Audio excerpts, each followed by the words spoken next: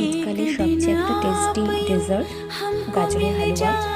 আমি কড়াইতে প্রথমে একটু ঘিতে গাজর গ্রেট করা সেটাকে ভালো করে সটে করে নেব, একটু ভালো করে কাঁচা গন্ধটা যাতে বেরিয়ে যায় হালকা আছে ভেজে নেব।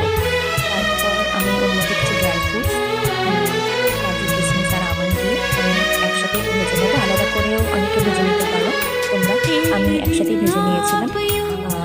তো এরপরে সাথে সাথে একটু ভাজা হওয়ার পর আমি দুধ দিয়ে দেবো। দুধটা একটু ঘন ছিল, আগে থেকেই ফোটানো ছিল আমার, তো সেই ঘন দুধটা দিলে বেশি ভালো হয়।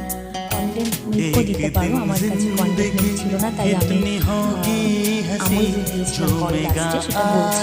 এটা কিছু ফুটে যাওয়ার পর গাজরটাও ভালোভাবে সিদ্ধ হয়ে যাবে পুরো, তখন আমি চিনি দিয়ে দেবো। মিষ্টি স্বাদ অনুযায়ী চিনিটা দেবে, আর হালুয়া মিষ্টি ভালো লাগে তাই না, তো একটু মিষ্টিটা বুঝে দেবে।